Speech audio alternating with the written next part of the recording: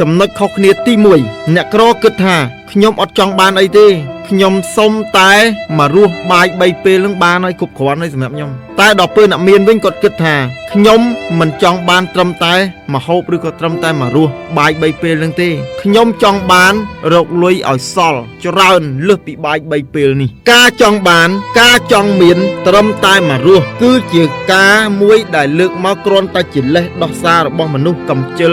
មួយចំនួនតែប៉ុណ្ណោះគ្មានបុគ្គលណាអាចកម្រិតនៅចំណង់របស់ខ្លួនបានទេលុះត្រាតែបុគ្គលនោះអត់មានតណ្ហាតែម្ដងការនិយាយបែបនេះគឺខ្ញុំចង់និយាយសម្ដៅឲ្យព្រោះស្ដាប់តែប៉ុណ្ណោះនៅលើលោកនេះគ្មានជនណាម្នាក់ដែលចង់បានតិចទេការចង់បានត្រឹមតែមករស់គ្រាន់តែជាគំនិតអាត្មានិយមដែលកើតមកគ្មានក្តីប្រាថ្នាធំធេងតែប៉ុណ្ណោះហើយគ្រាន់តែចង់ធ្វើកិច្ចការមួយចំនួនសម្រាប់ខ្លួនឯងដោយមិនចង់ជួយអ្នកដទៃតែប៉ុណ្ណោះនៅពេលដែលមនុស្សមានចំណង់ប្រាថ្នាតូចពេកធ្វើឲ្យគាត់មានមហិច្ឆតាតូចមើលមិនឃើញនៅពេលដែលមានការចង់បានតូចតាចពេកធ្វើឲ្យគាត់គិតតូចហើយធ្វើសកម្មភាពតូចលទ្ធផលគឺតូចនឹងឯងរីឯអ្នកមានគាត់គិតធំ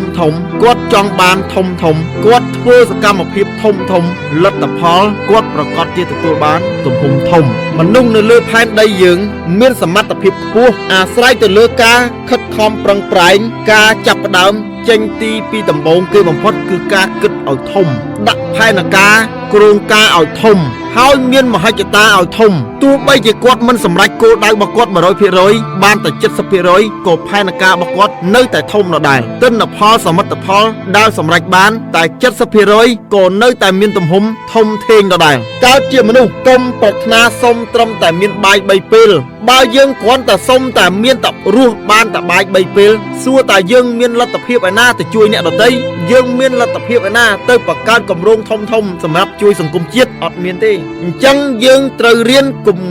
បង្កើតគំនិតបង្កើតគម្រោងផែនការទិសដៅឲ្យបានធំគិតឲ្យធំធ្វើសកម្មភាពឲ្យធំប្រឹងប្រែងឲ្យខ្លាំងឲ្យមានទំហំធំដើម្បីយើងអាចជួយយឹតយោងយើងត្រូវតែបង្កើតចំណូលឲ្យបានលើសពីបាយ3ពេលទើបយើងអាចរំលែកបាយដែលសល់នេះសម្រាប់រំលែកជួយទៅកាន់សង្គមជាតិបើយើងចង់បានតែបាយ3ពេលយើងមានបានតែបាយ3ពេលយើងរស់តែឯងហ្នឹងអញ្ចឹងយើងទៅផឹងឲ្យច្រើនជាងបាយ3ពេលដើម្បីយកបាយទាំងអស់ហ្នឹងរំលែកចែកជួយសង្គមជាតិពីព្រោះបើគ្មានផែនការធំគ្មានលទ្ធផលធំសួរតាយើងបានអីទៅជួយសង្គមជាតិទំហំធំអញ្ចឹងត្រូវរៀនគិតឲ្យធំដាក់ផែនការឲ្យធំធ្វើសកម្មភាពឲ្យខ្លាំងក្លាឲ្យមានទំហំធំទើបអាចសម្រេចបាននៅសមិទ្ធផលលទ្ធផលនឹងធំដុំហើយតើតើមានលទ្ធផលធំដុំជោគជ័យនៅក្នុងដៃទើបយើងអាចជួយយឹតយោងសង្គមជាតិយើងបានត្រឹមតែហូបមកឆ្អែតមកកាពះខ្លួនឯងចុះអ្នកអត់ឃ្លានជាច្រើននៅក្នុងសង្គមចុះអ្នកលំបាកវេទនាជាច្រើន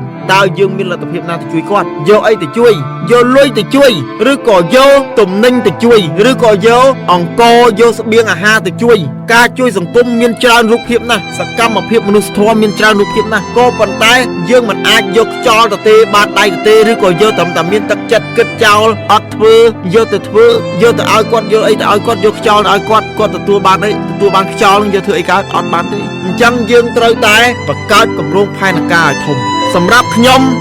ជាពលរដ្ឋម្នាក់ជាកោសិការបស់សង្គមជាតិម្នាក់ខ្ញុំគិតថាអ្វីដែលខ្ញុំអាចជួយបាននៅពេលនេះគឺខ្ញុំជួយផ្នែកសុខភាពខ្ញុំបង្កើតរូបមន្តមួយសម្រាប់ប្រមូលផ្ដុំសាមគ្គីគ្នារវាងប្រជាជនកម្ពុជាទាំងអស់ដើម្បីសម្រេចគោលដៅសម្រេចផែនការរូបមន្តសម្រាប់តម្លៃអាហារបំពន់នៅសល់សូន្យឲ្យបានជោគជ័យបន្ទាប់មកទៀតខ្ញុំអត់មានលុយរាប់លានដុល្លារសម្រាប់ចែកទៅជាដើមទុនទៅដល់បងប្អូនចេះរកស៊ីទេក៏ប៉ុន្តែខ្ញុំជួយបណ្ដុះបណ្ដាលឲ្យមានផ្នត់គំនិតដែលជាមូលដ្ឋានគ្រឹះសម្រាប់យកទៅរកស៊ីសម្រាប់យកទៅប្រែក្លាយខ្លួនទៅជាអ្នកជំនួញ